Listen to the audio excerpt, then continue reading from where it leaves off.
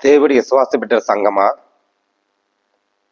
క్రీస్తుని ప్రేమ కొనసాగించే సంగమా, విశ్వాసము ప్రేమతో, యేసయ్య ప్రేమతో సహవాసముతో నడుస్తున్న విశ్వాస బిడ్డలారా, దేవుడి కృప మీకందరికీ తోడేను కాక. మరి కొన్ని విషయాలు చెప్పాలని ఆశపడుతున్నాను. దేవుడిచ్చింది మరి వాగ్దాన ప్రకారముగా మీ ముందుకొచ్చి కొన్ని విషయాలు సందేశాలు ఇవ్వాలని ఆశపడుతున్నాను. దేవుడు వాగ్దాన ప్రకారంగా నెరవేర్చేవాడుకు సమస్తమును చూస్తున్నవాడు, వెరుగునవాడు, నడిపించేవాడు, నాథుడు, మన ప్రభువైన యేసుక్రీస్తు రక్షకుడు. మరి కొన్ని ఇంట్లో సత్యాలు చెప్పాలని ఆశపడుతున్నాను. చిన్న ప్రార్థన చేసుకుని వాక్యంలోకి వెళ్తామండి.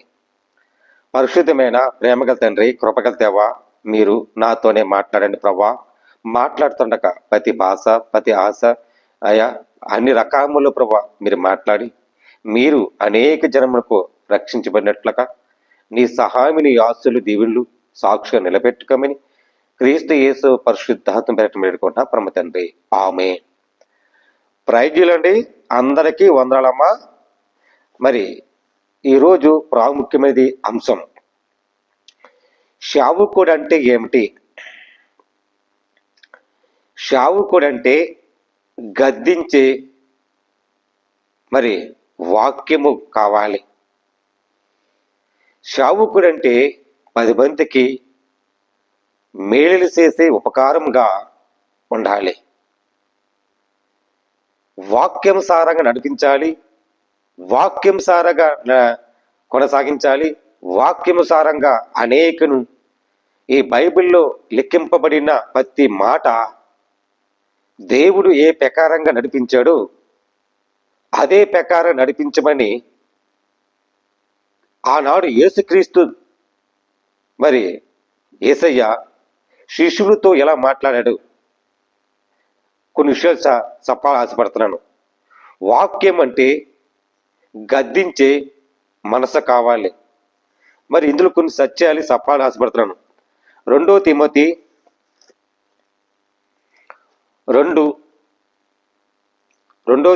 3:16 వెళ్ళిపోతాం చూడండి.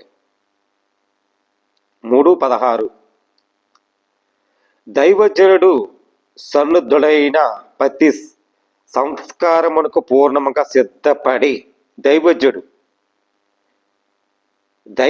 ఏంటంటే ప్రతి సన్నుద్ధుడైన ప్రతి సత్యస్కారముగా పూర్ణముగా సిద్ధపడి ఉన్నట్లు దైవ వ్యాసము వలన కలిగిన ప్రతి రేఖమునకు ఉపదేశించుటకు, ఖండించుటకు, తప్ప దిద్దుకున్నటకు, నీ యందు శిక్ష చేయుటకు ప్రయోజకరకమైన ఉన్నది.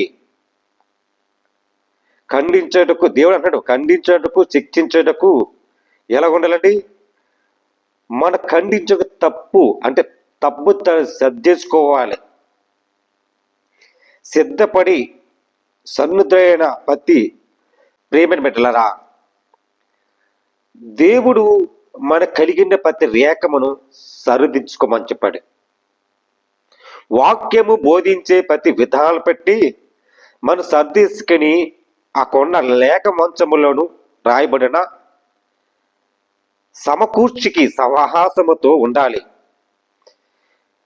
సన్నుద్ధుడైన ప్రతి సంస్కారం పూర్ణముగా సిద్ధపడినట్లు అంటే ప్రతి మనుషులకి సంస్కారం సిద్ధపడినట్లు సిద్ధముగా మీరు ఉండండి.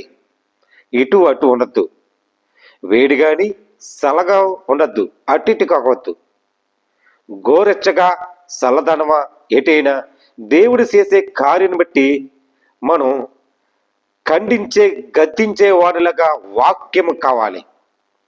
దేవుడు ఈ రకంగా నన్ను వాడబడ్డాడు, దేవుడు నన్ను ఈతో మాట్లాడమన్నాడు. ప్రతి మాటలను గద్దించేవాడుగా, ఖండించే వాక్యముకు సంఘాన్ని కట్టుబడి ఉండాలి. తప్పు దిద్దుకుటకు, నీ యందు శిక్ష వేసేయుటకు ప్రయోజకరమైన ఉన్నది. తప్పు మన కొక్కుని పొరపాట్లు చేస్తున్నా సరిదిద్దుకోవటానికి, మన యందు శిక్షను భరించడానికి యేసే ఉన్నాడు. అదే మాటల్లోనూ మరి రాత్రి నాటక సమయంలోను ఈ 2 మాటలకు వెళ్తామండి.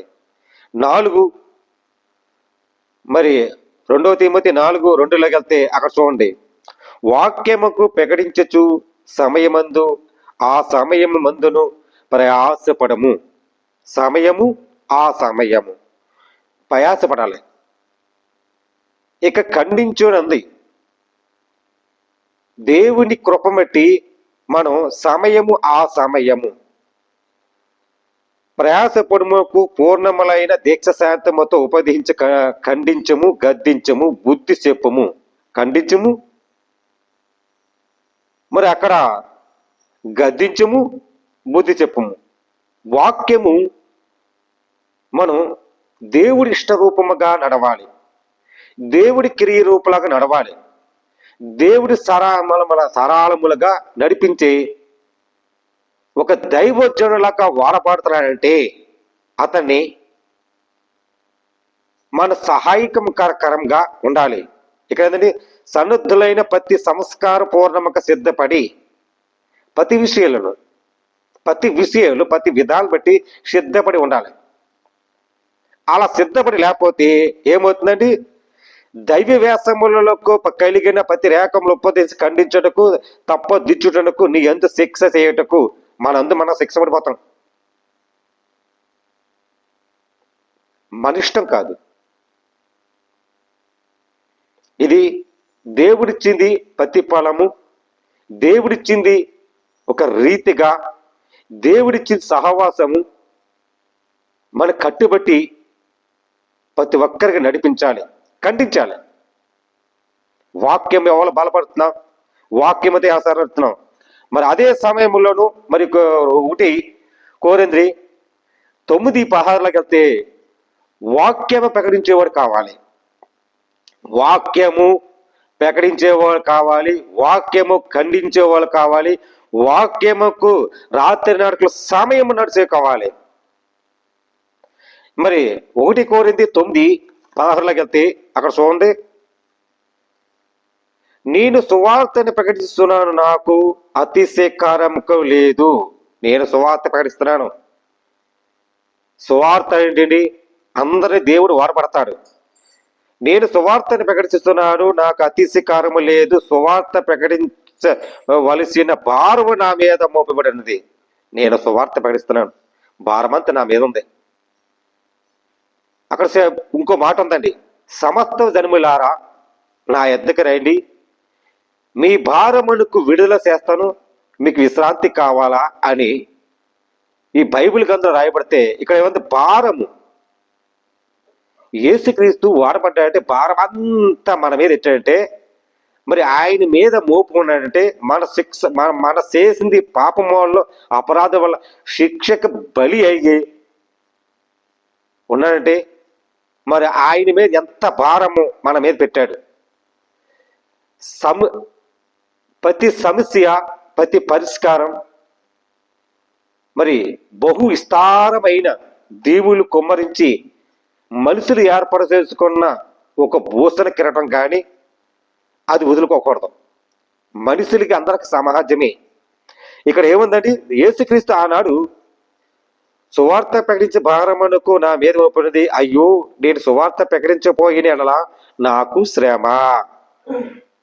వినిపెట్లా, శ్రమ ఇది నేను ఇష్టపడి చేసిన నాకు జీవితము దొరుకును, ఇష్టకపోయిన గృహ నిర్మాణాలకు కత్తీము నాకు అప్పగింపబడను. అయితే నాకు జీవితమే కానీ నాకు సువార్త ప్రకటించిన సువార్త నిందనకు నాకున్న అధికారపూర్వక వినియోగం పరుచుకున్నట్లు సువార్తను ఉచితంగా ప్రకటించటమే నా జీవితము. సువార్త ఉచితమక ఈ రోజుల్లోనూ ఉచితమా ప్రార్థన చేస్తారు, ఉచితముగా దేవుడు అంగీకరిస్తున్నాడు. దేవుడు సువార్త ఉచితంగా ప్రకటించమన్నాడు. మన ఇచ్చేది 10 మందికి సహకారముతో ఉచితంగా ప్రార్థించాలి, ఉచితంగా మనం నడిపించాలి. ఇక్కడ ధర్మశాస్త్ర ప్రకారముగా ఆయన ఉంది. ఆయన లోపుడు దేవుడి దగ్గర విషయం, ధర్మశాస్త్ర విషయంలో అన్ని విషయం ధర్మశాస్త్ర ప్రకారంగా లిఖింపబడాలి. ఈ సత్యాన్ని తెలుసుకోవాలి. సేవకుడు అంటే మీకు ఎలా నడుచుకోవాలో ఖండించేవాడు కావాలి, రాత్రి నాటకాల సమయంలో కావాలి, చూడక వాక్యం అని బోధించేవాడు కావాలి. సత్యాన్ని తెలియపరిచినట్టు కావాలి. ఈ సత్యాన్ని తెలుసుకోవాలని ప్రభు పేరట మీరందరికీ పేరు పేరున వందనాలు తెలియజేస్తున్నాను. దేవుడి మాటలు దీవించి ఆశ్రయించిన కాక ఆమె ప్రార్థన అండి. పరిశుద్ధమైన ప్రేమగల తండ్రి, కృపగల దేవాన్ని స్తోత్రాలు. అనేక బిడ్డలు రక్షించండి, కాపుదల భద్రత ఉంచండి ప్రభా. అయ్యా నీ సజీవుల గురించి సాక్ష్య వాడికి సహాయం దయచండి ప్రభా. నీ చిత్త నెరవేర్చడానికి ప్రభా. నేను సేవకులు ఎలా ఉండాలి ప్రభా, ఎలా నేర్పించావు ఈ వాక్యంతో మాట్లాడేందుకు అనేక బిడ్డలు రక్షించండి, కాపుదల భద్రత ఉంచి ప్రతి దైవజ్ఞులు వాడబడేలాగా నీ కృపలో బలపరుచుకోమని ఏస్తున్నాం తండ్రి. ఆమె ప్రైజులండి. అందరికి వందనాలు. దేవుడు మీ కుటుంబాన్ని దీవించి ఆశ్రయించను గాక. ఆమె